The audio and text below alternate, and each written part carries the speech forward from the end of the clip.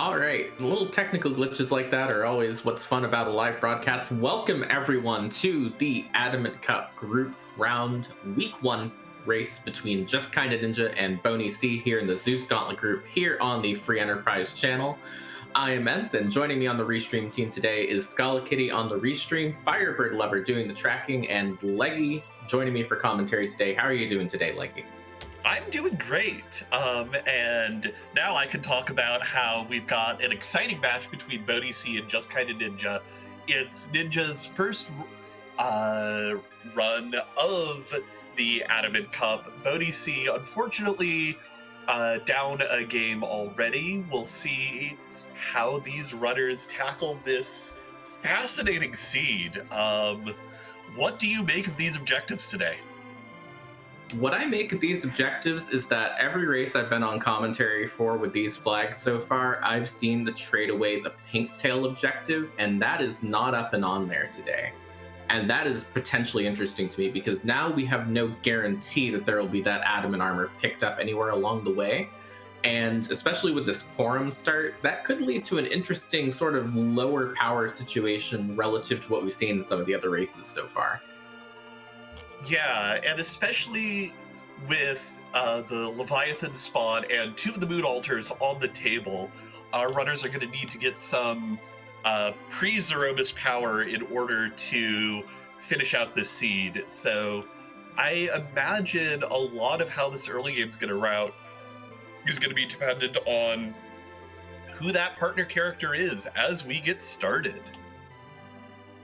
Absolutely, and it does look like we are going to end up seeing a Tella here, so that's kind of one of those weak until you get up Mount Ordeals kind of starts, but a Magma Key right away does lead to a lot of free stuff already on the table. Yeah, a couple of nice AoE weapons in that starter kit, but nothing too exciting or out of the ordinary. Yeah, definitely. It'll be interesting to see what our runners do. Of course, they have that free check up in Troya Castle with Bedward just handing out whatever he happens to have sitting around his bed today, and then the Feymarch chest underground, prepping Sheila 1. I think we might see our runners more tending towards that just to see what their options are right away. Yeah, it looks like Bodhi is deciding to run right down, throw that Magma Key down the well. I actually am on board with this play.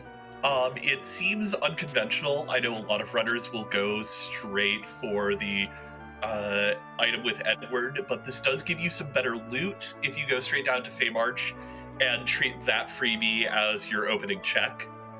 I'm really interested to see how this shakes out. JustKindaNinja doing a very, very old school routing strategy of coming in, checking the Baron in, looting the entire town, finds Iridia, which doesn't really do much to mitigate this very mage-heavy party we have going on, but it does mean Summon Orbs become very viable. Definitely. We are finding exits here too, which is... that would be something that you would kind of hope to find on a seed where you don't have a Tella that already knows exit and a Porum that is going to know exit very soon. But, you know, it's still, if you wanted to pick one up and not have to save a bit of MP there, that might be interesting. Boney is going to just go dive straight down this Feymarch right now, though, and it looks like he's going to try and pick up these chests along the way. Yeah, found the monsters in a early box up here on the first floor, so the rest of the Feymarch is his entire oyster for looting. It's always nice to get that out of the way early, get that quick reset, and just be like, okay, cool, I'm opening everything. Yeah, definitely finding a silk web up in that chest, so that's going to take care of wanting to have one of those to slow down Zeromus at the end of the seed, so it's definitely a good pickup there. And I think where we're at right now is we're kind of wondering who that Mount Hobbs character is, because I think that's going to matter quite a bit for how this early game is going to go, because right now we don't have an amazing early game setup. Though Bodhi did just open an Artemis bow down here, which can make Porum do physical damage if necessary. JustKindaNinja also found a Sylph Orb, which is going to, basically be, once you get that Rydia, that takes care of your early game. But is going to give us the check up the mountain as Bodhi pulls a pass out of the Feymarch box. And also finds Bacchus wines down here in the Feymarch. I would be tempted to not necessarily grab those quite yet, just because I don't think he's going to get the best usage out of it right now, but he is going to go ahead and pick 5 of those up. I think we'll probably see him come back down later, unless there's something completely free at the King of Town and Monsters spot, so I would expect to see him pick up more once he gets rolling a little bit. Yeah, I don't mind picking up a early Bacchus or 2, just because, Berserk is such a good status effect to put on people. That looks like a vanilla Leviathan. A vanilla Leviathan alongside Queen Sparkle, which we might see him check here. It looks like he's going back to save to maybe go ahead and peek and see what that is. Meanwhile, over on JustKinda side, finding that Golbez and finding a Sid for it, which I think seems like a pretty nice pickup for a little tiny bit of that extra early game power. Yeah, no, the Sid is going to be really good because Sid's got more hit points than the rest of the party put together. Oh, we've got noodle lovers down here in the Feymarch. That's an Ogopogo in the Queen spot. Absolutely. Terrifying thing to find in maybe some of the other spots. I don't think it's that big of a problem in the Queen spot. I might be misremembering on that. So that seems like a sort of Town of Monsters you could probably knock out fairly early, relatively speaking. Yeah, the Ashura punches, so the actual punches from Ogopogo in that spot aren't going to be too bad. The issue is that Ashura is a very fast spot. So once you have a good anchoring setup, it'll be fairly straightforward, but until then it might be a little complicated. Bodhi selling the farm to pick up a heroin robe down here in the Feymarch. Yeah, and I think with that Artemis bow, you're definitely right. Porum is going to be able to hit things very hard in this seed. If you ever wanted to see a seed where Porum gets to shine, here we are. Yeah, especially with those samurai arrows to go with the Artemis bow. This is going to be very much Porum shows just how good of an archer she can be, even when Rose is not around. Definitely. It looks like Sid is going to be the one to go down over on the Golbez fight over on JustKinda side. Kind of taking this a little bit on the slow way around because it just does not have much raw power to get through this. Kind of just waiting for Golbez to bounce spells off onto himself, which is a very valid way of getting through this kind of early spot, which he is through already. I'll be interested to see if he ends up looting the backside of Hobbs, which I think with his looting so far, I'm kind of expecting he will. Yeah, it's one of those looting routes that I've seen runners be very divided on. Looks like he's just going for sort of the middle option, which is take the single chest there and leave. Yeah, it's definitely an interesting little point of contention there. I've always felt that, if you have access to that exit off of Tele, you might as well go a little bit, if not just because it's one of those spots that people don't necessarily loot often. And I feel in these flags, taking those risks on what you're going to get in terms of loot seems like it's going to be some of the most important gambles you can make. Yeah, with the T Wildish, just the overall power that you're going to find in various boxes is incredibly high. And knowing the places where you can start getting tier 6 or tier 7 loot out of just the various boxes really is where you start to see a lot of that payoff. Like, even tier 5 items are still very, very good. But I've seen a lot of balance between, looting a lot of boxes and trying to just find the good items by the large laws of large numbers, or runners who really hone in on looting, as few chests as possible, but the ones that have the highest probability of paying off what they want. Speaking of good things to find, by the way, something I just noticed as we saw JustKinda going into that Sid equip screen has mute arrows already bundled with them, so that'll be an extra, 20 mute arrows for that possible Porum over on BoneyC's side if he goes and picks up that Sid. So that's another potential bonus of Porum will do a lot of that heavy lifting early on. Yeah, and if just kind of finds that Artemis bow from earlier, you know, Archer Sid is above and beyond one of Sid's best builds. So that is also a very good... Well, I don't think this bard's very spoony anymore. No, he has decided to despoon himself today, which, you know, it's sometimes you gotta make some changes and just consider maybe taking a little bit of a different path. And I think that's where Edward is right now. Although I suppose if we find him later on in the seed, he's probably gonna want that spoon back. Yeah, you know, you find a fork in the road, and sometimes it feels like a knife in the back when you have too much on your plate. Thank you for peppering in those puns there on that. That's really helped out quite a bit. Because I was trying to think of some of my own and I could not think of any. Yeah, hopefully no one in chat's too salty about this as our runners finish looting out Troya Castle. Absolutely not. I mean, I really could see where some of those puns could possibly get to be a bit grating, but, you know, we gotta have a bit of fun with the commentary every now and again, as both of our runners looking like they're pretty much in lockstep right now, heading over to this antlion cave. Yeah, both of them seem to be going for the full loot here, with Boney just a few steps ahead in this cave, though I would say at this time our runners are neck and neck. Just kind of does have the extra character, while Boney does have slightly better equipment after looting down in the Fey March. I'll be very interested to see where they go from here, because I feel like Boney, who's gone down Sylph Cave, I believe, and just, you know, tap Yang on the shoulder real quick, is probably going to be a bit more incentivized to go to Fabul early than just kinda is, who might consider fading it until later, knowing that he has that magma key in hand and doesn't need to go for it right away.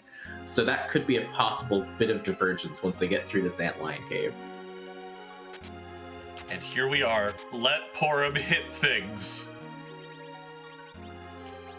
Let Porum hit things, I think, is kind of the only strategy available to Boney right now. So we're going to get a good example of it no matter what here, I think. Yeah, with the Tellas floating around, one of the interesting questions, in my mind at least, is when do the runners decide to go up the mountain? I know that in this particular tournament, especially because Cecil has kind of hidden away a little bit, Mount Ordeals has become kind of a less priority. But with an early Tella, getting access to those high-end spells could be really useful. Definitely. I think we're kind of in this position where we're still not amazing on power. We've got very, very strong Porum, and that's kind of about it at this point. You might be looking for that little bit of magical utility to get through any spots that are not necessarily going to be ones that you want to just smack with arrows in the face, which don't really exist on the overworld, but I think you might see it before they try and go underground. Yeah, and that's 760 damage coming out of that Porum on Boney's side. Your girl is doing good work. I'm so proud of her. It's just, you don't get many chances to see a Porum shine in almost any flag set, unfortunately, so just this particular set of circumstances is always great to see.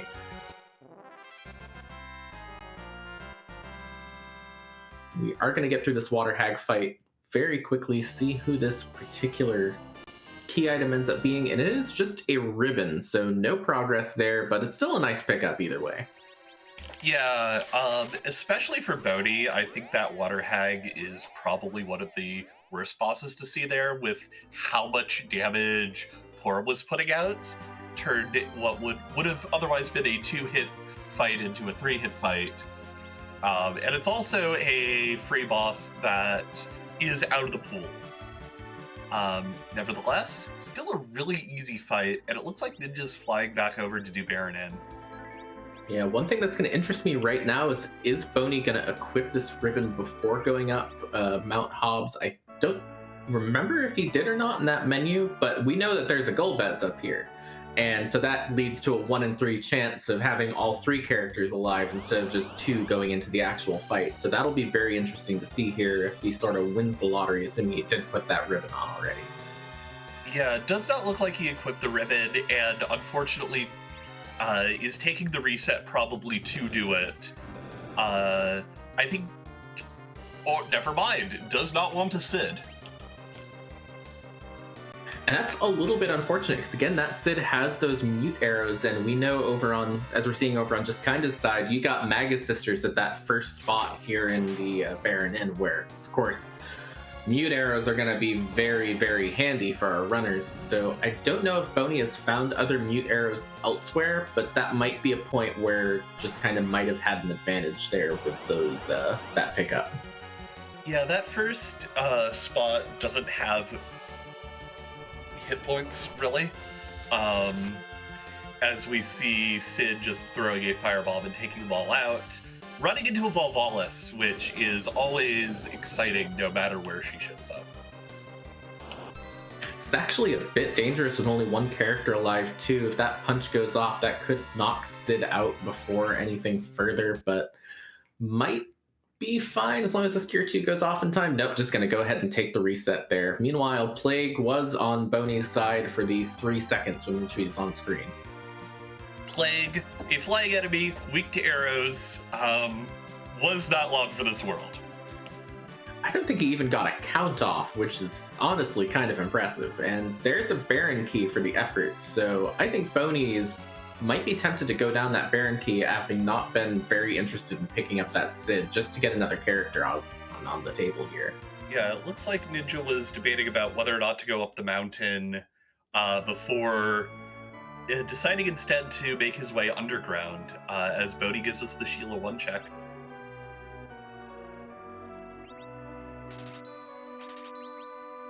Well, it is a hat. It is an agility manipulating hat even, which is occasionally extremely relevant. Can Porum wear the ninja hat? I don't remember. Just put that on the Porum. Let her go faster than any Porum has ever gone before. Let me double check. Get me a crystal ring, and then we'll see where we're going with this Porum here. Yes. Everyone outside of Dark Knight Cecil can wear the ninja hat. I think Lightspeed Porum is probably the best possible option out of everything. And there's crystal gloves. No, looking for crystal ring here. Come on, let's see how high we can put this Porum's ability here. The fastest Porum in the West. But Boney is just going to go up this Mount Ordeals check. I think he's taken the much more standard route through. I think kind of was trying to avoid going up that mountain as much as possible. That's why he was sort of going for Baron in there. Now he's sort of going underground and trying to find other ways around it. Might be a bit more on board with the sort of always fade Ordeals common strategy that's been going on through this tournament. But Boney's going to find a karate up here, which is another potentially free later boss fight to find at a very easy spot here. Yeah, I mean, with the super early Magma Key, deciding where you want to go and how you want to do all of the checks that are suddenly available to you can be complicated. So I don't blame Ninja for being like, well, maybe my opponent is going down underground early, so I'm going to try and stay on the overroom and maybe find something cheeky. And I also totally understand fading Ordeals, especially this early, because there are 3 boss spots, any number of which can be nasty. When you've only got 3 characters and they're all kind of weak. Yeah, definitely, especially if you run into like a wyvern or something in the mirror room, which, you know, it may not have any health, but unless you're still quick enough on it, wyvern is still a wyvern kind of thing, or possibly, as I've seen in some races, an alt gauntlet in that room can also be an interesting way of slowing yourself down. I think it's one of those things where I would almost be tempted to start doing ordeals in these flags through sheer force of how many people aren't doing them in the hopes I hit on something. Yeah, it's an interesting back and forth. Ninja is taking the time to loot out the entirety of Dwarf Castle. He's finding some pretty good stuff for his trouble. Yeah, definitely. I think if I were to sort of look at a way around this, is that Boney is going a very standard route of looting only a few spaces here and there, going through the checks in a very sure order, whereas JustKindaNinja is sort of doing a lot more in-depth looting. And I think as long as that loot pays off for him, which it kind of is a little bit, that could still be faster in the long run in some seeds. Yeah, like, doing that extra bit of looting is fundamentally a gamble. And when you do it, you kind of need, in the back of your head, to know where you want to do it and where you're going to find the stuff that you need. And I think Ninja tends to be going for kind of a broad stroke approach, which is definitely going to get a lot of mid-tier gear. But we'll see if there's anything like really spicy out of these picks. Yeah, I'm kind of thinking a little bit back to ZZ4 in that regard, where Pushwall went fairly deep into the bracket stages with a strategy that was built pretty much around very, very meticulous looting. But speaking of finding the things you need, Boney just found a tower key up on top of this mountain, just needing to get through this vanilla Dark Knight Cecil to get fully secured. So definitely going to be very happy with that, and that's one of the options that is on the table to him once he actually goes underground. Yeah, one of the things I did in my first race was the tower key spot has like a couple hundred HP. If you can take on Mount Ordeals, you can take on the tower key spot if you're underground. Even if you don't think you can take on the top of tower. Yeah, I think it's one of those things where the walk to the top of the tower or to the mid part of the tower does feel bad to do twice, but I don't think it's quite as slow as it gets made out to be sometimes. I would be really interested to see if one of our runners decides to take that gamble at some point. Yeah, I wouldn't necessarily do it at this point. If, for instance, you checked Edward, the seed, and he gave you the tower key like right away, then I can see like doing it. Or if it's at the very end of the game and you're trying to fish out the last key item, I can see going for it as a gamble. But here in kind of the mid game of the seed, you really just want to be full clearing your checks to make sure you don't leave anything behind. At least in my opinion. Definitely. I tend to agree on that front. I kind of think that Boney's going to be more incentivized to want to go to either Dwarf Castle or Baron Castle from here just to get his party filled out at this point. Because right now, still, I believe, only has that Porum and Tella in his party, has not done Baron in yet. We'll probably swing over there next as well to pick up that Rydia. I think he's got to be concerned with how do I get to 4 so I can start seeing what my party's going to look like later in this game. Yeah, and with the Baron key in your pocket, that's 2 key item checks and 2 character checks like that you can knock out in fairly quick succession. Yeah, definitely. I think that combo platter might be on his menu next, heading over here to the Baron. And now, meanwhile, just kind of seeing those 2 checks down in the bottom of the Fey March, not interested in either one of them, and I cannot blame him in any way, shape, or form for that. That is one of those, I'll come back when I maybe get through, let's say, Tower or something like that, where it's still an objective, and I probably want to get that king done at some point in time relatively early. Yeah, apparently on the topic of those mute arrows that Sid was having, there were some in the 3 chests in Baron Inn, so that's a good pickup for Boney. definitely. And yeah, Cindy is gone already. Sandy and Mindy will not be very long for this world at this point.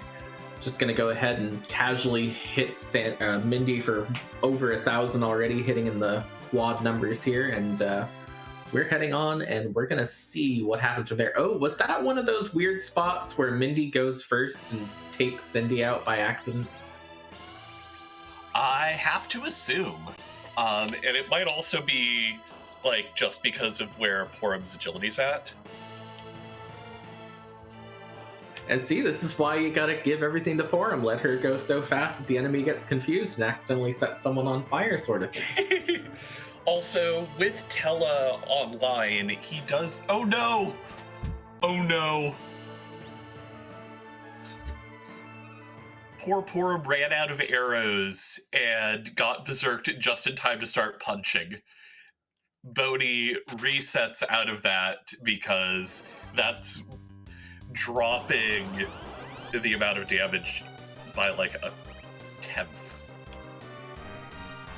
Yeah, I think, you know, taking that reset probably wise, that you're not just waiting for Boney to maybe knock down Val at 20 HP. I'm not even sure that you could get through all of her HP at that point, and unfortunately losing Tella, taking another reset right away.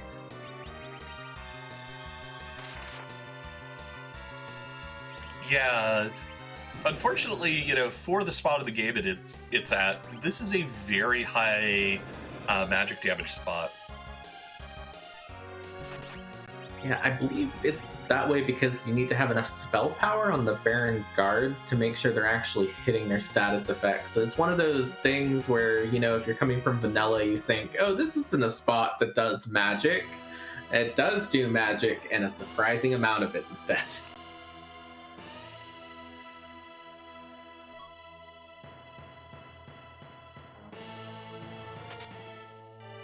You're going to see just kind of picking up this Baron key here, and Boney going to be heading into this Val, take number 2. I gotta imagine he'll be through this pretty quickly. Mm-hmm. Yeah, with an arrow equipped, once zerked up, this should go very quickly. Yeah, look at that, almost 1,500 damage. It's looking like he's not even going to bother berserking Porum. Well, actually, I guess Tella is the one with berserk at the moment, and Porum hasn't quite gotten to that level yet, although I think I saw him casting berserk with Porum before. Might be misremembering. We are going to see what this key item check is and what else we're going to get as a bonus aside from this Rydia, and there is the hook. So there's another free character right there. Yeah, and that one is also another gated character, so that could be your Fu, that could be your Cecil.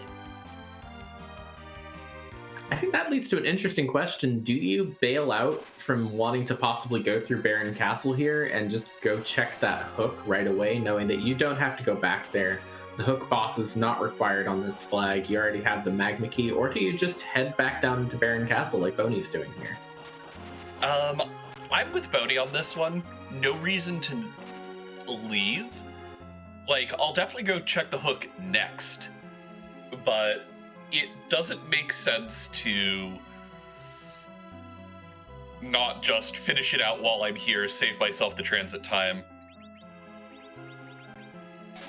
Yeah, absolutely. It is one of those things where you might as well keep what's efficient. I don't think Boney is in a position where he's going to have problems with any overworld check right now, so probably wise. I'm not sure if he necessarily has the strength to take on that basement throne spot, though, depending on what it ends up being there. Yeah, and even if he does feel mostly confident, I don't think Boney will go for it until after he's finished the Baron spot, just because, like, if you do gamble on it, it can eat a lot of time. Ask me how I know. I've made that mistake a few times myself, so I'm very familiar with it. Oh, this will be fine, and then it ends up being Wyvern, and then you have a terrible day sort of thing. Exactly. And since his party is low enough level that it would be more of a gamble than a certainty, I think you just take out the orbs, you go see who's on the throne, and maybe hop back in and peek it. Yeah, I think the knowledge of who's there is important enough to be worth at least going and taking a look, even if you're not planning on doing it, because then you'll be able to have a better conception of when you're going to be able to go back to it. You'll be able to more know than it's like, it's not a, when am I strong enough to take on this sort of ethereal, not fully formed basement spot yet, and when am I going to be able to go on and take, say, Baigen at the basement throne or something like that. Yeah, there's also, a argument to be made for not looking at it and just going, you know what, I don't care. I'm not going to worry about it. Definitely. I'll be interested in seeing which way he goes on it. It's hard to say. Boney is one of our sort of newer runners here. Both of our runners are relatively new to the community, so please make sure you give them a follow if you haven't already. Both are putting on a pretty good show for us so far, and I know I was on Boney's race yesterday too, which was definitely great to watch as well. So make sure you give them a follow and give JustKindaNinja a follow, because they're both up and coming in this community right now.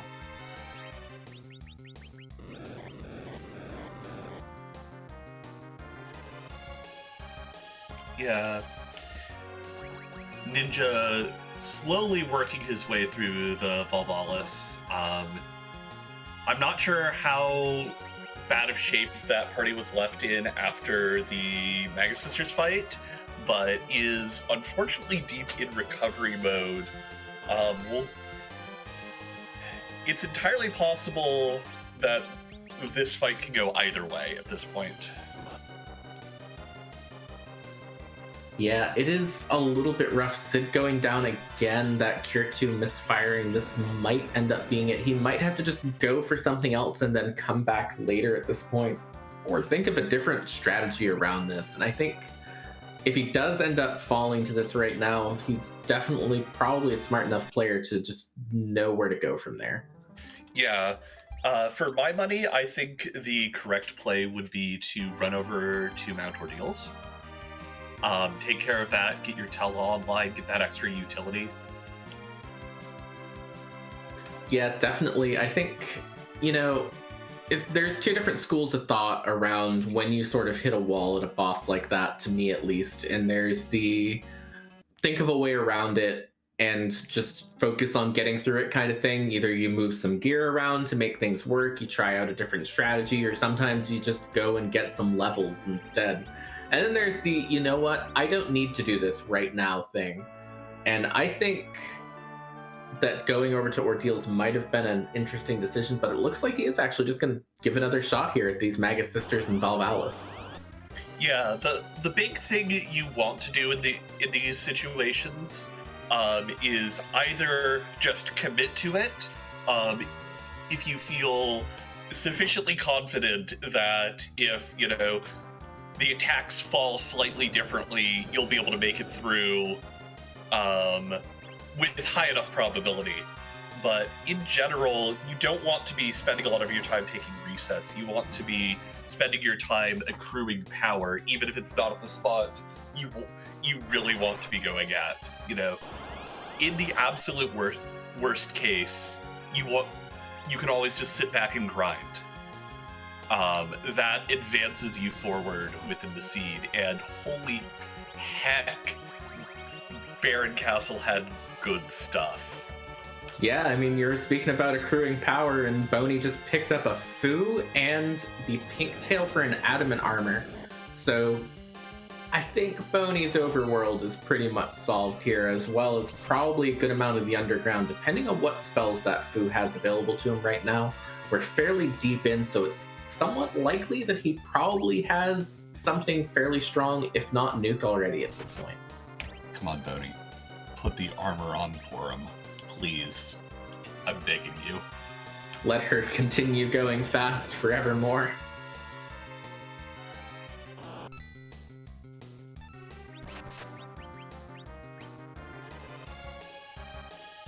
On the other hand, you could put that adamant armor on the Fu and just have, light speed mop plus child as your strategy for the rest of this. That's fair. I personally don't like putting adamant armors on Fu. This is a personal opinion, but I think keeping Fu's agility at his base level 20 is really useful in case you need to use him as an anchor. There's the crystal ring you wanted. Make Porum go fast. Do it. Make her the fastest Porum we've ever seen. You have all the opportunity. You have the Artemis bow. You have the heroine robe, ninja hat, crystal ring. This is literally the possibility of having the fastest Porum. But Sirens and Hourglass is also a pretty good thing to find here. Yeah, over on Ninja's side, the Volvalis fight continues apace. Things are getting a little dicey as Tella goes down, but this is definitely way more stable than the last run, so coming back here definitely feels like a good play. Absolutely. I think if he just plays it a little bit on the safe side, maybe considers only hitting with one character, leaving the other one on their turn to sort of heal up. Oh, nope, through it already, so time for theory is over. We're finally through, and he's going to have that hook in hand now at this point. Yeah, the hook in hand and the Rydia to go with. I know he's got a Sylph Orb and a Odin Orb already. So that's a really good pickup for Ninja. Boney finding a cursed ring here in Eblin Cave. That's another really good rip. Yeah, definitely has basically the agility situation sorted out entirely. I would be tempted to maybe sit on that Sid for a while and consider cursing him, or just curse the Fu later on down the line. Both seem like pretty good options at this point in time for making sure your agility is taken care of. And I think that Boney is pretty much set for quite a while here, finding a power shirt as well for that Sid and another crystal ring too. Indeed. Which does lead to my question. Porum has 2 hands. Why can't we give her 2 crystal rings to make her go even faster?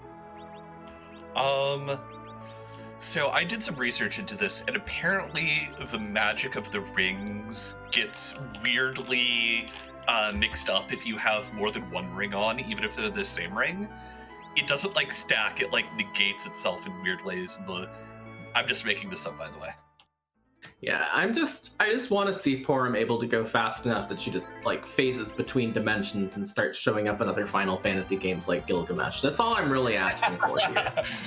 So literally we are unlocking Porum, the new identity of DC's The Flash. If you get Porum up to 88 agility, she can go forward and back in time like in Back to the Future. Yeah, but at that point, we might as well just have Rydia summoning Alexander to go forward and back. And forward and back. And then one step forward. But speaking of a step forward here, we found an Edward. We have an adamant armor and a spoon and a crystal ring. Spoonward might not be the worst option here, as we haven't really found many great possible berserkers yet. Yeah, not that Porum is a bad berserker right now. But yes, Spoonward is always an interesting choice, and one that I love to see. Yeah, I think, I was on a commentary a couple days ago, and we were talking about Spoonward, and I kind of made the comment that I think that Spoonward is best when you find all the pieces early, and this is still pretty early, and we have all the pieces, so if we're going to see it in one of these races, this is pretty much the optimal chance to see it. Yeah, and the nice thing about Adamant Spoonward is the downside of Adamant armors is an interesting one, where if you take it off, that character is now permanently cursed, effectively, where all of their resistances are negated. They're weak to every element. But if you cycle out the character when you're done with them, you don't have to worry about that. And even if you want to replace Edward later, even if you don't want to replace Edward later, great, he's got the adamant armor. But Edward is usually one of the high priority characters to be swapped out in the future. And we'll see if he ends up doing that, because that is a ninja hat, adamant armor, crystal ring spoonward here, who is going to be going very fast and going to hit these vanilla dolls, which is not really the best for this. Well, I guess Fu probably has Quake at this point. Yeah, I was going to say, like, not really going to be a great opportunity to show off the power of Spoonward here, but great opportunity to show off the power of Fu. Or the power of J items, it seems to be here, as we're going to see... well, this is a Fu that has Nuke and Virus, but does not have Quake yet, so that might be a little bit rough, but going to keep throwing out these big bombs here, and oh, we are going to see the big doll today. I'm just going to say, yeah, more experience. Let's just call it more experience and not worry about it. It's fine. If anything, I mean, it might go quicker now that that's the big doll than trying to continue chipping down those with only hitting really for about 500 with those big bombs, although it might not have been too far off here. Let's see how much this nuke hits for. Yeah, and overall, Ninja's been retreading a little bit of ground, but probably going to make much quicker work of this Mount Ordeals. Already on Antlion, you've got Tella throwing out magic, you've got Rydia doing some summoning, so you don't even have to worry about the counters. Like, this is really what happens, in my opinion, when you put off Ordeals just a little bit. Yeah, it's still 3 bosses, but they go down very quickly. Very interesting, and you can tell he's thinking really hard on this decision on BoneyC's side. Finding that Rosa, gonna get rid of the Tella. I pretty much agree with this. That Tella's not really doing too much now that you have that Fu, and we're gonna have another Archer ready to go here should we want to just hit things with arrows for a while. Arrows and cutlery. This is a really weird party setup, isn't it? It's not a... It's... I mean that in the sense of, like, the meta, you know? You see Berserkers everywhere. This seed is not giving you Berserkers, so we've made our own Berserkers instead. You know, if you can't make the Berserkers you want, store-bought is fine kind of thing. We have Berserkers at home. The Berserkers at home are swinging spoons around. Don't worry about it. Exactly. Like chat says, when life gives you mute arrows, recruit white mages. That is a brilliant way of putting it, as Boney is going to be through this Dwarf Castle check, picking up that Rosa. We'll see what else he picks up for it. Very interested in seeing what Luca has around her neck today. And it ends up being a light sword for a paladin we don't have yet. On the other side of the screen, Ninja gets his tower key and is going to make quick work of this vanilla Dark Knight. I'm wondering if he's gonna... Looks like he's just gonna sit the cutscene. I was wondering if he was gonna just try and knock Dark Knight over before anything happened here, but might as well just go the safe route if you're not 100% sure how much health the spot has, so definitely a bit of a savvy play there. We'll see if Boney figures out anything else interesting here in Dwarf Castle, but it looks like not very much interesting in these shops today. Yeah, getting a Cure 2 off, trying to keep a couple of people alive. Rydia is going to get knocked down, but that's okay. This spot doesn't really have experience anyway. But the important part is Ninja is through the mountain. So the question is, do you go do Baron, or do you start heading your way underground if you're Ninja? I think in his case, where he's had a little bit of a rough time, he might be a bit more incentivized to try and go for what looks like the easier check of the two, which is going into Baron Castle. I think that's probably going to play into his thought process there. You know, I had a bit of a rough time getting through that Baron Inn. I'm confident I can get through Baron Castle. If I'm not 100% confident I can get through Dwarf Castle, I should take the one that I'm 100% on, because I don't want to waste any more time. Mm-hmm. And you and I both know that that's going to pay off huge dividends. You know, you've got that Baron key. That's where the Fu is. That's where your adamant armor that's guaranteed in the seat is. Yeah, it's one of those things where that bit of instinct will probably lead him down the right path. And that's sort of what you want to see in these races. You don't want to see someone who had a little bit of a tough time earlier just kind of then sort of thrown that away. I don't want to say that's not necessarily right, but he'll be on the right track here soon, and this could still be anyone's race, even though Boney definitely has a fairly large lead at the moment. Yeah, there's still plenty of places where things can go a little bit off the rails if key items are hidden away in particularly nasty places where, like, for instance, I've seen plenty of races the scene come down to, okay, who finds the key item first on the moon? There's only one there. You gotta find it. Good luck. I like this play on Ninja's side as well, too, that I didn't really think of immediately. He has that spare siren. He's, again, been having a little bit of a rough time early on. You might as well knock out one of these eggs, just gain a few quick levels, and then use that to get you through. And I think this is showing that he definitely has some very good game sense to just know where to go here. Yeah, and with the Tella having a week, you don't even need to worry about, am I doing enough damage to, kill the egg before it hatches? It's just like, okay, cool. I can just go and get some guaranteed experience right now. Definitely. Porum getting up to Blink is going to help pretty solidly should he run into a fairly physical boss. It does look like he is going to possibly look at going to Dwarf Castle. Might just be using the healing pot here instead, then heading back above ground. I don't think going through Dwarf Castle is a bad decision to make. We know that it's a not necessarily the optimal decision just for the seed, but I think there's some definitely solidly strong logic of, hey, I'll just go for Dwarf Castle right now. Yeah, it being here, like, even if we know that Fusoya is at Baron Castle, Fusoya could be here as far as Ninja is concerned. And one of the big things about getting your times down in a free enterprise race is minimizing how much overworld movement you do. You want to be flying in your airship as little as possible.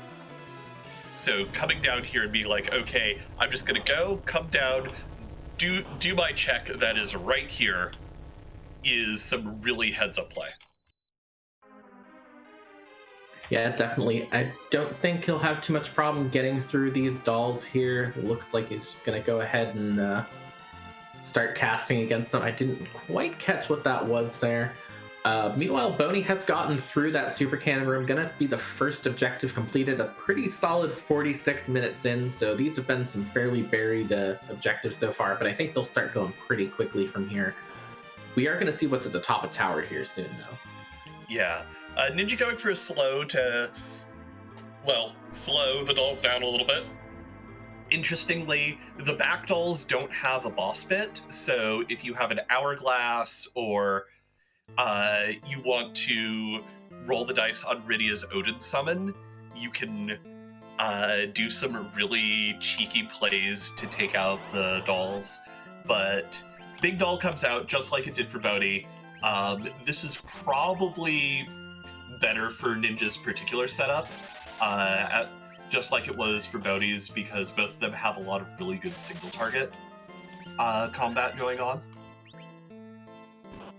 Definitely, and we'll see how quickly he gets through this fight. But speaking of fights that are not going to go quickly, though, Boney finding Mom Bomb here on top of the tower, which is, that's a slow fight, unfortunately, no matter how much damage you have in some ways in this point in the game. Yeah, but I think, doing between 3,000 and 4,000 every time Edward pulls out his spoon is gonna make as quick of work of this as one could possibly hope for. Edward just sitting here with like a casual 3-to-1 ratio of everyone else's turns to his own, because Berserkers kind of cheat a little bit in getting into the queue. So yeah. It's fun to see. And there's a pan, so Boney going to be able to go ahead and finish up all those Sheila checks now. That's 2 more things that he can get right now. Mm-hmm. Yeah, it's always nice to see Mom Bomb go down before she even starts thinking about exploding. Yeah, definitely. Whenever I think of Bomb Bomb, I think of like painful mid-game fights at spots I thought was going to be something I could knock out in like half a second. And then she gets all that extra HP, and it's like, oh no, not happy with this. So whenever you have the power to get through that, which we've been seeing a lot on these flags, definitely a plus. Yeah, unfortunately on Ninja's side, the dolls did break back apart, and going for another round of trying to clean up the 6. Definitely having a little bit of a rough time here, but I think he'll be able to work his way around it. Just gotta go ahead and get through it. And sort of answer a question from chat. Yes, the dolls do break back apart. After a certain number of turns, I don't remember how many it is off the top of my head, they break back in, and you have to start all over again, unfortunately. So just not quite enough damage to get through that spot. Yeah, it is worth noting that you do get full experience for every single time you kill one of the little dolls. So it will offer some experience points as kind of a door prize. But Ninja doing a good job of taking out the back dolls, which have way more HP than their front counterparts. Making sure that things go down in the right way to make sure that we don't see a second big doll on his side of the screen. Definitely. And just to sort of correct myself here, as Annadale and Xenocat pointed out in chat, this way that the YouTube VOD will know as well. The dolls break back apart is actually an HP-based counter, not a turn-based counter. So I was incorrect on that. I want to make sure that I get that pointed out here. And Ninja does a great job cleaning up the second time. Dolls are such a tricky boss fight if you get into a weird spot where the big doll comes out. Like, it's hard to judge in a lot of spots where the various thresholds are for, you know, wiping out all of the dolls at once versus wiping out half of them, or just barely missing that HP threshold on the big doll. Definitely. And this Bahamut shouldn't pose any concern to him. Does dump off the Tela to take that Rosa as well, which is a little bit surprising to me, given that he has not seen the Fu yet that's on BoneyC's side, but it's not one of those, I'm not sure why he's making that decision thing, as much as it's just a little bit surprising to me personally. BoneyC, however, speaking of character checks, has found the Sand Ruby from that Sylph Cave check. All right. Putting myself in BoneyC's shoes for a quick second, I definitely go check that Sand Ruby character. Oh, definitely, 100%, especially when you have to go back above ground to check the pan anyways. It's not exactly on the way, but it's not on the way either. You can make it on the way and not be much slower in going to it, so you might as well at that point. Ninja bouncing a Bahamut's Mega Nuke back, gets through the fight with only one casualty, but Dwarf Castle is cleaned up on his side. Yep, and a very nice breeze through that Bahamut fight. Gonna pick up his light sword. Unfortunately, not a key item there, but I think he's still on a good track here. Might consider going back onto the overworlds for that Baron Castle check next.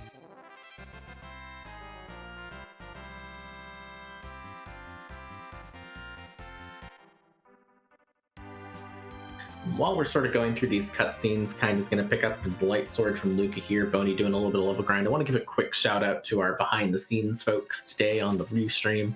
Scala Kitty doing the actual restreaming, and Firebird Lover doing the wonderful, wonderful job tracking. Shout outs to both of them as well. And of course, a thank you, of course, to Lecky for commentating with me today. Yeah, no, this has been a really fun one. Definitely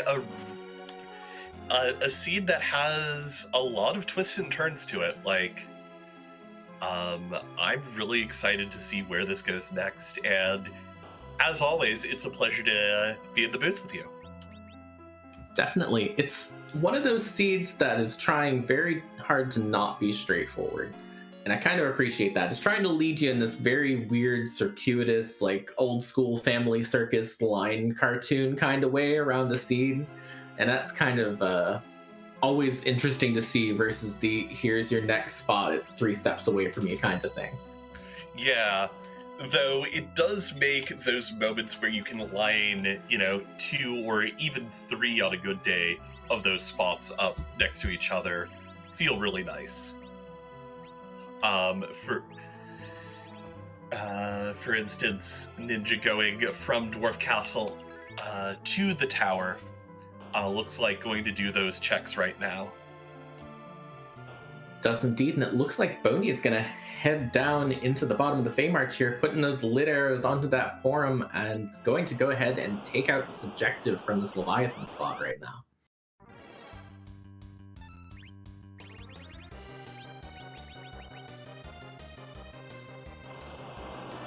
Yeah, we're just gonna make the Bard angry and not worry about it from there.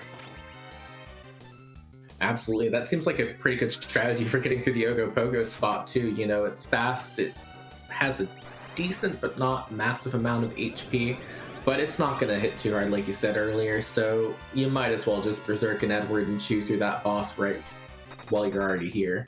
Oh, yo, Ninja calling out the Odin summon to take care of one of the monster boxes here in Lower Babel.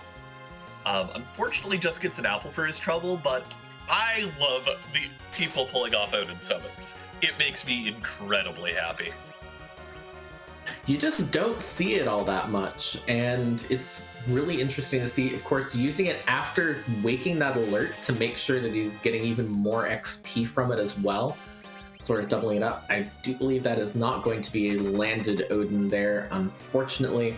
I also really like this play from a perspective of maybe you want a few more levels if you're on Ninja's side, and you definitely want more gear. You might as well do them by just going through these trap chests here in the Tower of Babel. Yeah, at this point, I have to imagine Ninja's feeling a little bit behind after the struggles he faced in Baron Inn.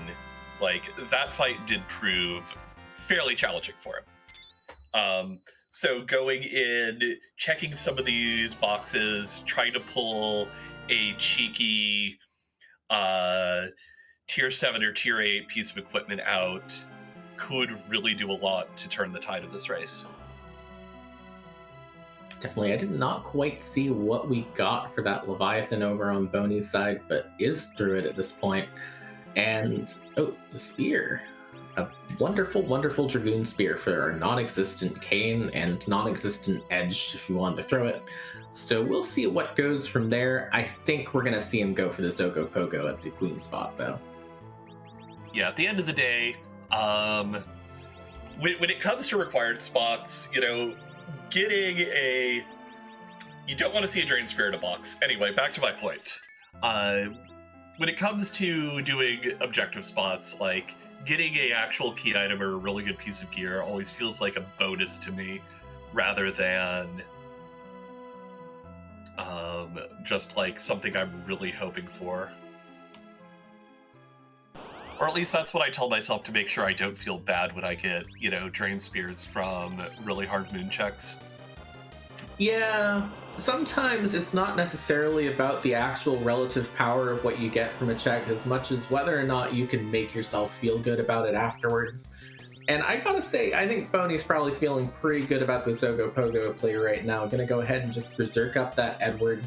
Meanwhile, kind of gonna not really, go ahead and be safe here and just drop this save heading to the top of the tower right now.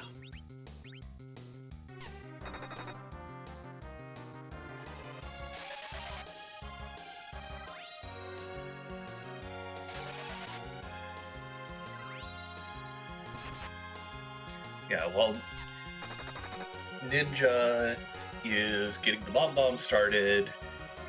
Bodhi is showing why Blink has rapidly become one of my favorite spells in this entire game. It's one of those things where when I was starting out, I didn't quite understand the potential power of Blink, but once you realize that it's kind of a replacement cure instead of being just a utility spell, it really starts to come into its own a bit. Yeah, the ability to blank 2 physical attacks can be really useful, especially in spots that hit a little bit harder. That's an Earth Crystal. That's an interesting one. You've kind of got like a fairly solid party, but you really want just like 1 or 2 more characters here for Bodhi to really flesh it out. The treasury is also really tempting still. I don't know. What are your thoughts? I think I go for it. I go for it for the treasury. I go for it for those 2 character checks, but I think I don't go for it until I'm done, turning in Sheila 2 here. There's not too much that's on the table left for Boney at this point. He's got Sheila 2 check, he's got the Earth Crystal, and he has the Odin spot in the Baron Castle basement throne. So just from running out of options, it's kind of feeling like you got a 50-50 chance if the Sheila 2 doesn't pay off. You might as well go up there and maybe consider waiting to turn in that Sand Ruby until you've gone up that tower. But there's a Darkness Crystal, so that changes everything. Yeah. I'm still kind of like, if I'm Bodhi and also Ninja, I'm still feeling like I really need, one of those endgame boys. Like, any one of those boys from the end party, just to really get that physical damage really going. I think it's hard to say, and it depends on Boney's confidence. I think that party that Boney has probably can chew through a lot of those moon spots, so you might as well consider just diving the moon at this point if you think you're strong enough. I think he has hourglasses in addition to the sirens, could just do some King Ryus, just hit 10 key items, everything's lining up for that as well. And you get the free character check from going up to the moon as well, so I think this is probably the play I would make now, knowing that that's the Darkness Crystal. Yeah, no, I definitely really like this play, especially if Bodhi feels confident with his current party composition. I personally like my team to feel a little bit safer, so I might still run out the Earth Crystal in his shoes, but if he's feeling really good and going like, no matter who I see on the moon, even if it's someone I don't want, I feel good taking this party all the rest of the way through, then going to the moon is the right play 100% of the time. Definitely. We'll see where he ends up going from there. I wouldn't be surprised if he maybe walks down Cave Value first, even though it's not the objective out of these. If not just because it's a very convenient place if you want to do some King Ryu grinding. It's also, it's a key item check. We still need 3 key items at this point. You might as well consider going for it because you're not going to get all 3 of those key items from the White Spear and Masamune altar anyways. I kind of feel like that's a possible location you might try to go through first. And, there's the idea that you could go down and just do your grind instead on the lower things of the subterranean too, but I like knowing what the boss is going to be in that case and just being able to go from there. You could possibly even skip going King Ryus and just take out a behemoth or 2 and still be fine as well. Yeah, though there is the argument to be made that, hasn't done Earth Crystal yet. There's still a Luka Key out there. There's still a Rat Tail out there. There's still a Twin Harp out there. Like, there's a lot of places left not on the moon where key items can be as well. So trying to, guess where key items are, and I don't know, it's an interesting question, and I feel like if you put 5 runners in a room, you'll come up with 7 different ways of looting the moon in any given situation. Oh, absolutely. I started explaining a situation I would go through, and I lost my own confidence in it halfway through my sentences. It's really sort of showing how many different ways around it there can possibly be. Finding a Palom here, I don't think you take a Palom here, unfortunately. You're pretty set otherwise. I think in this case, there's a possibility of just wanting to clear out the moon where we have that pass in hand already so that you never have to come back here again. I think that is the real big question here. Do you want to be done with the moon, and do you think you can be done with the moon right now? My answer is always yes, and God, I hope so. Because, let's face it, the cutscene that happens every time you go from Earth to the moon or back takes time. And you want to see that as little as possible here. So I try not to go to the moon until, at least personally, until I feel 100% confident in my ability to take it all the way out. With Sirens and Hourglasses, and a Fu Who Knows Weak, King Ryu's are super, super easy. Looks like instead of, heck, even with an Angry Spoon Word, King Ryu's are going to be pretty easy. And this is going to get the party up to the levels you need to take on these bosses, and then just go straight into the Zeromus fight once you finish your objectives. Yeah, I think the door is probably somewhat closed right now to taking another character after this. I think this is probably BoneyC's final party here, is Adamant Spoonword, Porum going fast. I think he put a cursed ring on Rosa, which is an interesting anchoring strategy that I have not seen before, but I'm into it for what his specific situation is right now. Might look at swapping that to the Fu later on. And I think that's probably going to be fairly the end game there. And while he's grinding through, it's a good time to point out that Ninja has gotten through that Mom Bomb fight, gotten through that Super Cannon fight as well. Gonna be back on track a little bit here. Is a ways behind, but still has many interesting plays he could make to make up some of that time.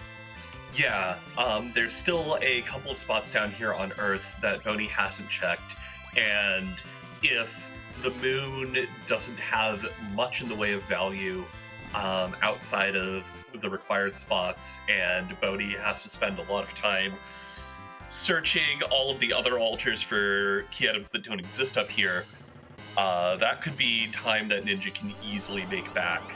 A lot of this is just going to come down to how the seed shakes out. Yeah, I think the big question right now on that front is what is at that Baron basement throne, and does Ninja go for it when he goes to Baron Castle? Ninja has basically run out of options, although he will have the Darkness Crystal here in hand, does have that Sand Ruby. I think that's an interesting possible situation where, let's say, this is obviously a long shot, but let's say that Baron Castle basement throne gives you the Rat Tail, which gives you the Luca key, which gives you the package. Then Ninja only needs to go through this. That could be time that BoneyC is losing by clearing possible Lunar subterranean bosses on his way down through. Yeah, especially now that he's taken the time to grind up the party basically to full endgame power. That said, once BoneyC does come back down and starts going through some of these Earth checks again, he's got extreme power overwhelming. Yeah, that Baron basement boss, when BoneyC gets to it, is going to look like the Zeus Gauntlet spot to him with how much power he has. It's going to be like one hit and done for the most part.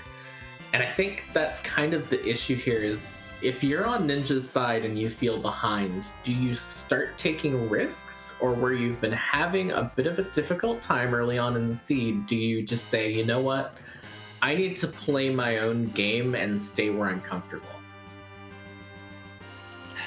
And, what risks do you feel comfortable and confident doing? He still hasn't done Baron Castle, for instance. And doing that would, provide a lot of value. On the other hand, just going up to the moon, grinding up, and, being like, I'm gambling that I can save the time that BoneyC effectively spent in Baron.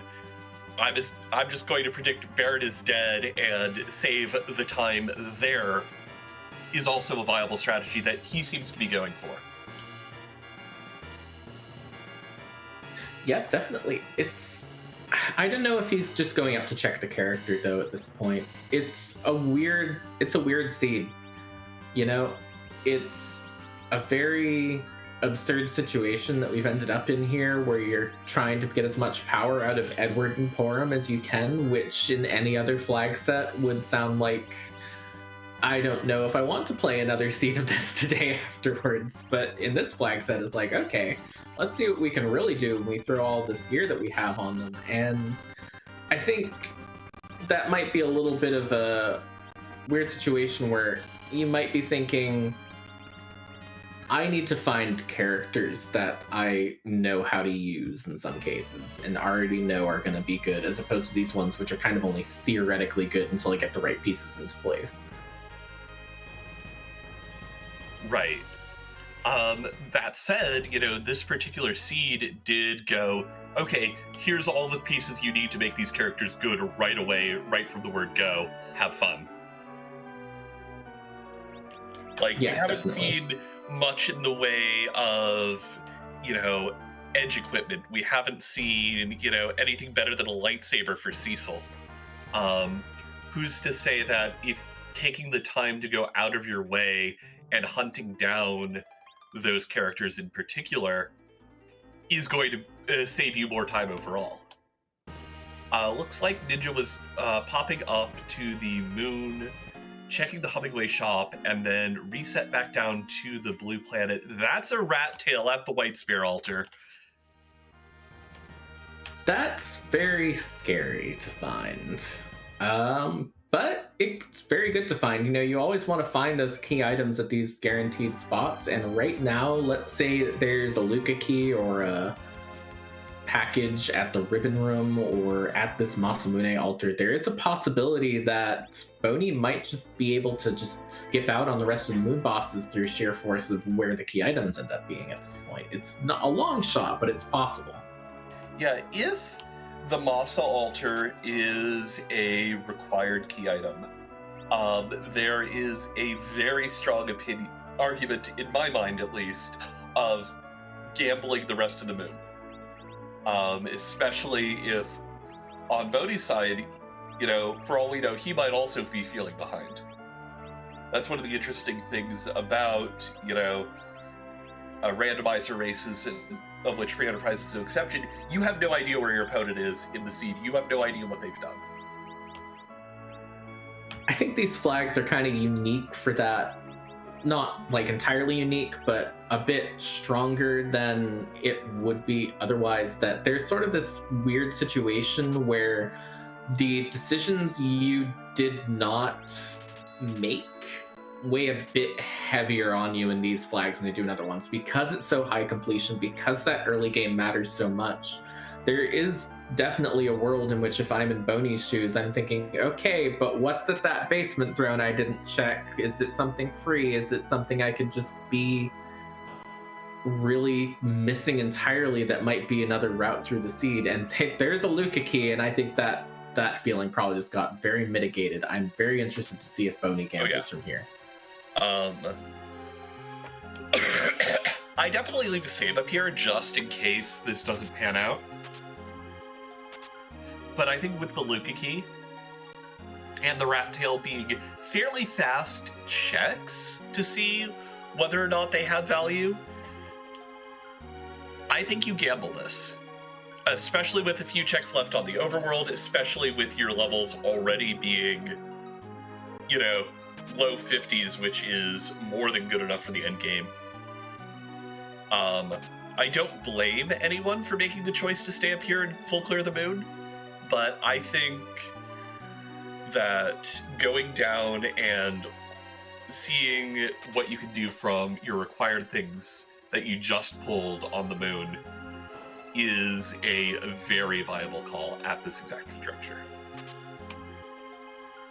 Definitely, and it's sort of going back to what you were saying earlier about, you know, you give this idea to 5 different runners and you get 7 different answers. You know, my thought is keep going on the moon, because if the package is up here and the race is close, then you lose off of that and you don't have a reason to come back to the moon. In chat, we've had at least check Ribbon Room, as well as, Ribbon and Crystal Sword. There really is no right answer to this question right now. Yeah, although check when you see, Dark Imps at Ribbon Room with this party and hourglasses in your pocket, you're like, okay, that was worth it. If only we had an endgame boy. That's a Crystal Sword and a Gungnir Spear. The seed is turned from here's all the equipment you need to make these characters that you don't see very often work, into here is where I would put my Crystal Sword Adamant Cecil if I had one sort of territory. And it does look like BoneyC's going to head up here to this Crystal Sword altar and see what we've got up there, and we'll see whether or not he bails on the moon from there, or whether or not he goes and heads back up to the Mirsame altar as well.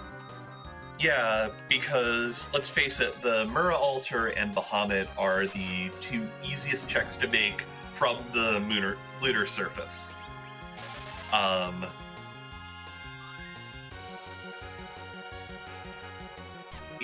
It's an interesting question, and I am very interested to see what our runner comes up with as he goes to the moon, and I'll be interested to see what Ninja comes up with once he gets through the CPU spot. Having that Rydia is actually really interesting for this stage of the game, because, summons don't care about your wall CPU.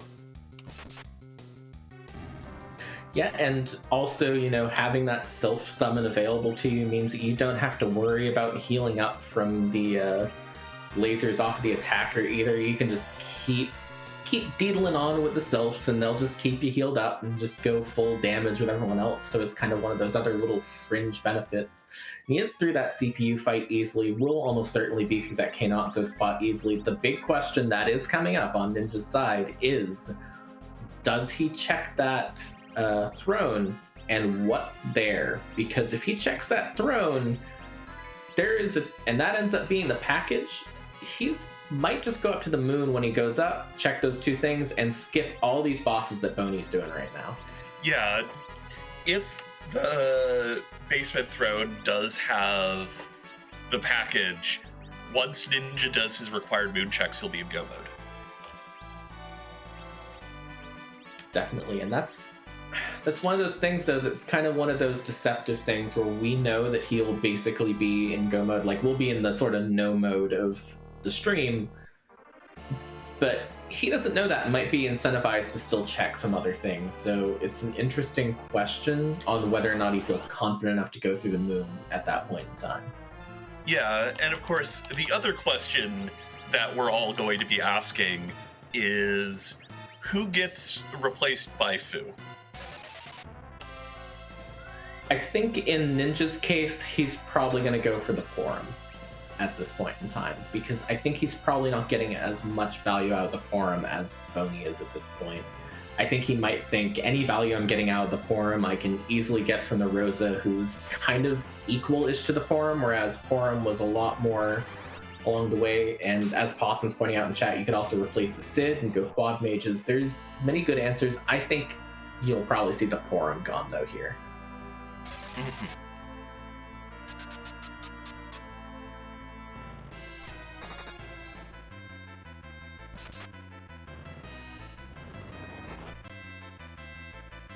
Well, BoneyC has bailed out and has gotten a twin heart from that rat tail here.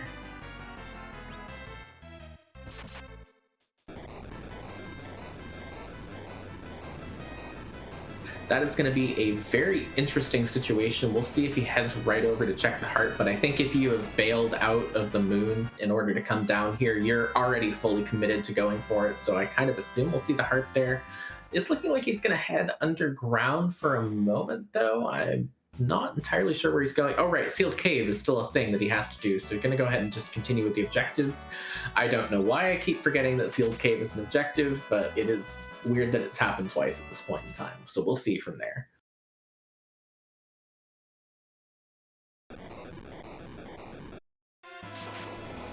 Ninja not taking the Fu. That is an interesting situation there. We'll see what the decision-making process is behind that later, but I think it's an interesting choice. I'm not 100% sure what the thought process is there, but I would say probably in this case, thinking he's kind of already committed to the party that he has, might as well just keep going with it at this point.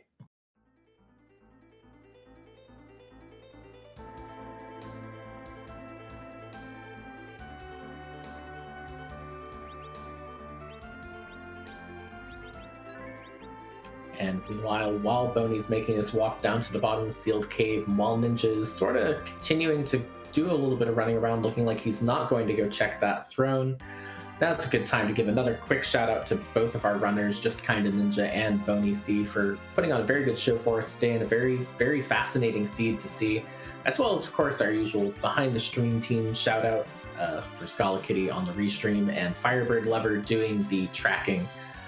Thank you to both of them as well as both of our runners today for helping make this stream possible. Yeah, let's see what Boney pulls. And that's the package.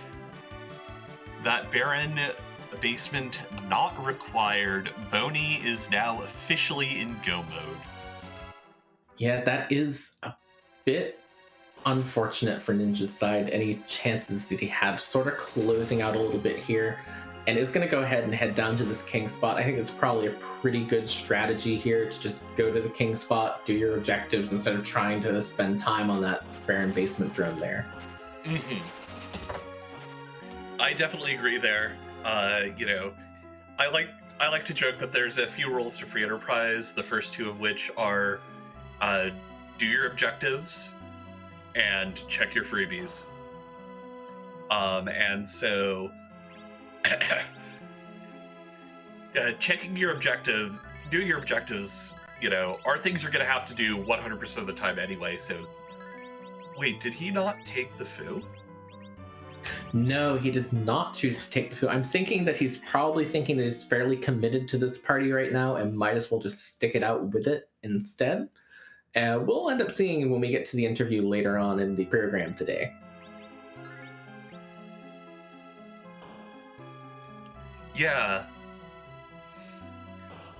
Like, if you're confident with your party, I can totally see holding on to things, though I personally am of the opinion that Fusoya is an upgrade for basically any party that does not have a Fusoya. And even then, if it has one, you still have to make a strong argument that you couldn't use a second one in some cases, too. Indeed, indeed. But Boney, already through that sealed cave check, just gonna warp his way back up the stairs here, do some walking, do some warping, get through, and we'll see who is behind the package. There is probably no world in which we actually pick up that character, but it's always interesting to see, hey, who would we have gotten if we'd have gotten to this package a bit earlier? Yeah, it's always fun going through these scenes, and I kind of enjoy as a spectator playing that, like, alternate universe. What if the package hadn't been hidden away behind stuff on the moon? You know, what if we had that super early Earth crystal and had access to that particular treasury tools? Yeah, if we had opened with a package, I would have taken that Yang every single time, but again, at this point, Boney is deeply post-grind. We never saw the Tower of Zot, did we? So I'm just trying to think. No, we're seeing the Yang here. I believe there's still one dupe on the table at somewhere in the seed. I don't know if we've seen the second dupe too. I'm trying to think, you know, where that Cecil, Kane, and Edge could have been. There's like Earth Crystal, Sand Ruby, and Giant, and that's about it at this point. Yeah, and that's, I think, the three of them in the dupe. I think we've seen basically everyone else. Well, that's an interesting situation. How do you feel if you know, go and see who's at that Sand Ruby afterwards, and it was that Cecil that could have used that crystal sword? When I'm in the runner seat, I just try not to worry about it and just be like, well, you know, that opportunity has That ship has sailed, that opportunity passed. Do not worry about it. Sometimes you just can't think about things, or it will just, you won't have a good time with it. Exactly. You know, you don't want to hold yourself up on the what ifs. I'm seeing Mr. Tap Dancy Robot showing up over here on Ninja's side. Are we gonna see a D machine grind over there? Maybe. You do have a party set up for it. Mostly, I'm just excited to hear the track Into the Giant that plays here. Well, unfortunately, we'll only get a little bit of that, as we are going to have to head into this Zeromus fight here soon, and that does mean the usual flags up in chat as we teleport to this last spot into the moon here. Yeah, so Zeromus, we keep him hidden away because, let's face it, no one wants to deal with black big bags, antlion. That sounds gross. That sounds unfun. But Skullakitty, our wonderful restreamer and good friend and incredibly talented artist, has made a bunch of different sprites for Z to take on. So it's time to ask the question, whose butt's hiding up on the Earth Crystal anyway? Yeah, I'm still wondering that. It's normally the whole whose butt are we gonna kick thing, but I'm still wondering about that Earth Crystal. There's all those possibilities that have never been. But seriously though, we'll see very, very soon who we got here.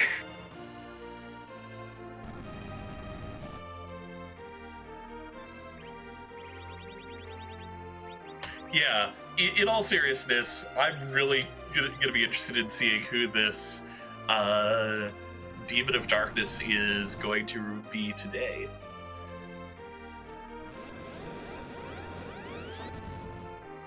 I don't know. There's always just the three different categories: the very cute, the somewhat cute, and the cute if you think about it in a different way sort of things. And that looks like, oh, it's Trickmas. We stand a little gremlin menace. Exactly. Thankfully, probably no reason to cast Lit 3 on this particular boss. Although, I guess even on Zeromus, casting Lit 3 is in some ways not a great idea. So, yeah, how do you feel about face nukes? It depends on how many Star Veils I have up at that point in time. Fair. Looks like Ninja has decided to just go for general random encounters rather than hunting down for Mac Giants or D Machines at this time. Trying to get some of the summons off for a big amount of damage. Unfortunately missed an Odin, but going to get a massive pile of experience once some of these enemies start going down. Yeah, definitely, and that'll smooth out this sort of rough time he's been having with the seed too. I want to give a shout out to the sort of determination he's been showing too, because again, there was so many points in time earlier where things went a little bit sideways for him, unfortunately, which it just happens, and sticking with it is a very, very admirable trait, and I think that's definitely worth being celebrated here. Yeah, and especially when you're in like a high stakes situation, like a broadcast race. Like, yeah, if you're just in like a community race and you're not on the restream, or you're even doing a standard race here and you're not being restreamed, the stakes are a little lower in terms of people watching what you're doing. But when you have a race like this where we've got quite a few viewers here tonight, being up here and being like, no, I'm going to push this through, I'm going to see this to the end, is one of the best qualities a racer can have, is that stick-with-itness. And that's going to carry JustKindaNinja very far. Absolutely. I think the way our tournaments go, we're seeing Boney, who I believe this is his second tournament as well, putting on a very good show. And I think it's kind of one of those things where I believe in ZZ4, Boney got through the qualifiers and then immediately hit PK as his first opponent, which is unfortunate thing to have happen to you when you're new to the randomizer. And I'm always interested to see how people improve from tournament to tournament too, because I feel like if you see, one of these runners maybe have a rough seed on stream, wait a while, come back, they'll be making it look just as easy as everyone else does very, very soon. So definitely worth looking out for there. And additionally, even if a particular runner is having a bad run on a particular runner can have a bad run on any given day. Like, we all have our off days. We all have days where, something goes a little bit wrong, we take a little too long, and the enemy gets an extra attack off, and it wipes the party, and it just tanks your headspace. Just being able to pick yourself up and say, no, I'm going to continue going. I'm going to run this seed out is a really powerful thing to hold on to, especially as a newer runner. Yeah, definitely. My problems with being able to do that myself are part of the reasons why I don't really compete that much, because I know that I won't necessarily have that sort of patience with things. So I'm always in awe of anyone who does. And again, it's really worth noting that both of our runners today have put on an absolutely brilliant show. Not really been talking much about this C fight over on Boney's side, because if I'm being entirely honest, it's pretty solved and in fact already over. So with a time of 1:29.06, we are going to see Boney be the victor today, and we'll see if we can get him in for an interview here shortly. Indeed. Yeah, that was a really solid demonstration of hybrid strats on Zeromus. You had, some mages bouncing some spells, you had some berserkers, doing their standard punchy thing, and it sounds like we have Boney here in the call with us. Hey, hello there. Hey, congratulations. Thank you. So I want to ask you a question about early on in that seed where you went through that Baron Castle check and you found the Fu and the Adamant armor when you really hadn't found the sort of big name characters yet. How did you feel at that moment in time? Yeah, at that point I was still somewhat like looking, wondering, all right, where am I going with this? My Porum was carrying me through the early game quite nicely. And at that point I was like, all right, things are open. Where do I go from here? Because that's been, I pretty much been feeling just going wherever I feel like it makes sense to me because of how open the seed has been. So at that point I just was like, ooh, that's an Adamant. I'm just going to put that on any Zerker I want and just move on. And it's been a bit of a whirlwind of a seed, actually. That moment actually hasn't really stuck in my head that much, if I'm being honest. Yeah, I just want to do a quick interjection and mention that JustKindaNinja. What is my tongue doing? JustKindaNinja has decided to forfeit, which is completely understandable at this point of the seed. Sometimes you get a bit of the ringer, and it's just like, okay, my opponent finished. I'm going to throw this one back to the fish. But to pull it back to you, Boney, I want to ask a question about something even earlier in the seed when you went up Mount Hobbs and you saw that Cid behind Golbez and left him there despite, Cid having more hit points than everyone else in your party combined. What was your thinking there? I just really didn't want to mess with Golbez. It went through my head for like a few seconds. Do I really want to stay for this fight? But I felt like, Porum, Heroine Robe. You know what? I don't have a lot of arrows, but I think I'll be fine. I just felt like it would take too much time in my head to just for another character. So I just left him to rot just to have fun with Golbez. I'm sure they're still having a great time. Oh yeah, and the call definitely seemed to work out for you in the end. I was just curious, especially because as you got to the endgame party and you're sitting on, not a lot of big name melee fighters, we never saw a Cecil, we never saw a Kane, we never saw an Edge.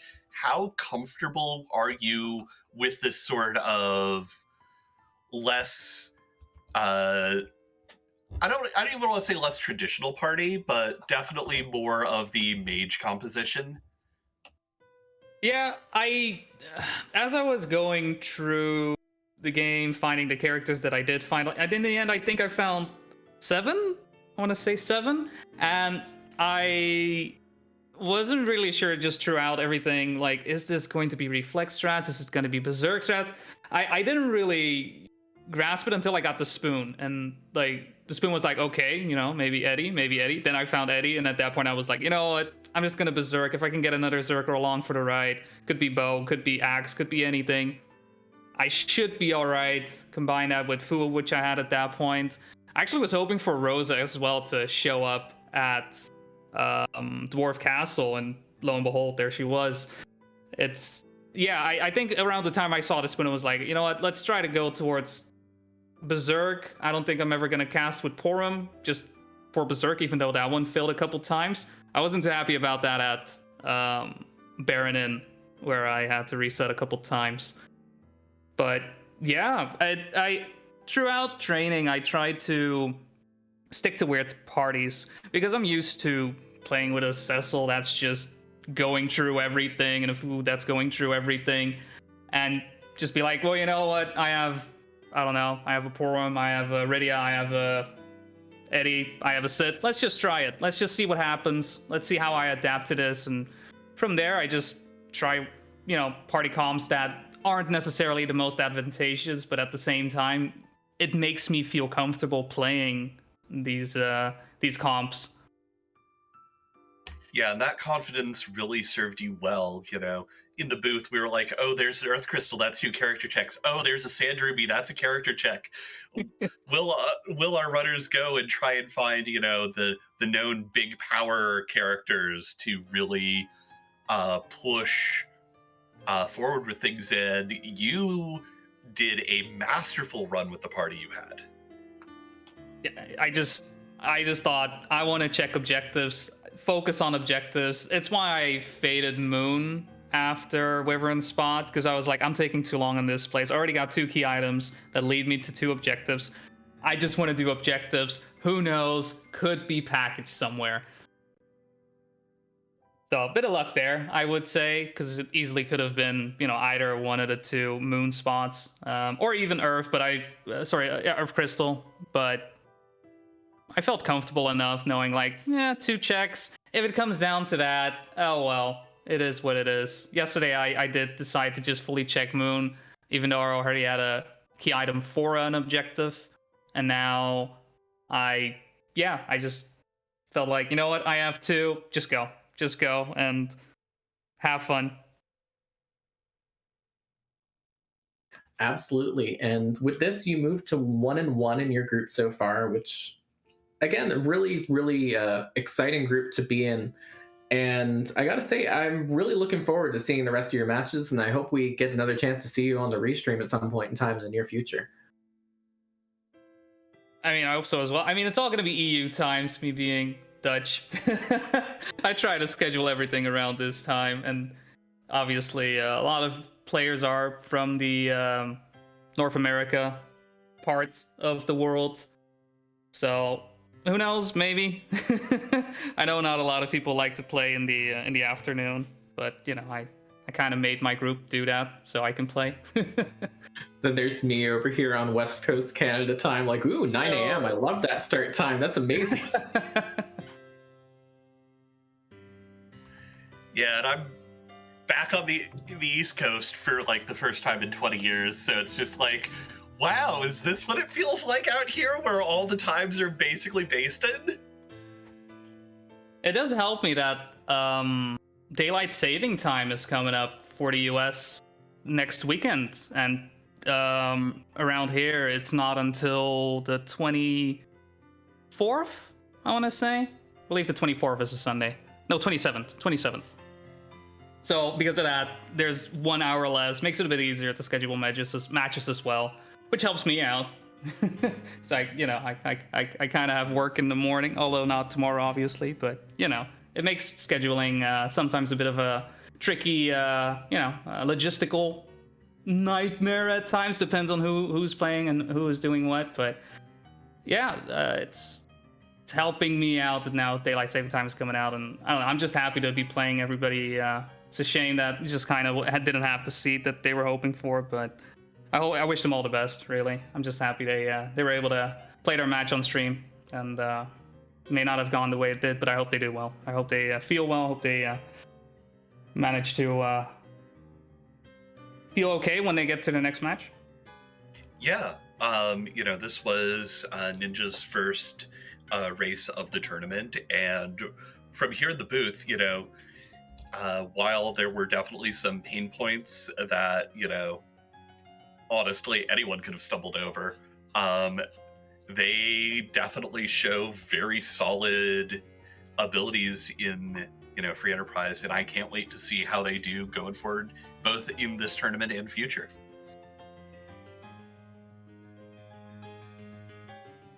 And with that, I don't believe we have much more to ask you today, Boney. Boney, did you have any final thoughts for us today? Any shout outs you wanted to give? Anything like that before we look at heading off for today? Thank you guys for restreaming and keeping everybody cozy and happily entertained. And yeah, good luck to all the runners today for their matches. I'm sure there's a lot of matches coming up today from what I saw in the schedule. So for anybody who is looking forward to more free enterprise, I'm sure they'll have a great day. Yeah, speaking of free enterprise races coming up, boy, do I have a schedule for you. Coming up in just over an hour, we've got Neon Gray versus Klopfer over on Free Enterprise 2. Then at 8 p.m. Eastern, we have Morpheus versus Flurry on this channel right here, Free Enterprise 1. Pyre versus Lidofis at 9 p.m. on Free Enterprise 2. And then back over here at 11 p.m. Eastern tonight, we have Step Lively versus Mike 34. Let's go. I am looking forward to watching so many of these races. It's going to be amazing. Be sure to tune in to anyone that you are available to catch. Absolutely. This is a tournament with, I believe it was 98 participants at this point in time, and there's 98 possible people I feel like I could possibly see in the bracket rounds and would not be surprised. So every one of those races is going to be very exciting. Make sure you join us back for that. I want to give another quick shout out to both of our runners today, BoneyC and JustKindaNinja, for putting on a wonderful show, as well as our restreamer Firebird Lover and our restreamer Scala Kitty and our tracker Firebird Lover. Talking is difficult at times, let me tell you. And of course, thank you, Leggy, for joining me today for this commentary.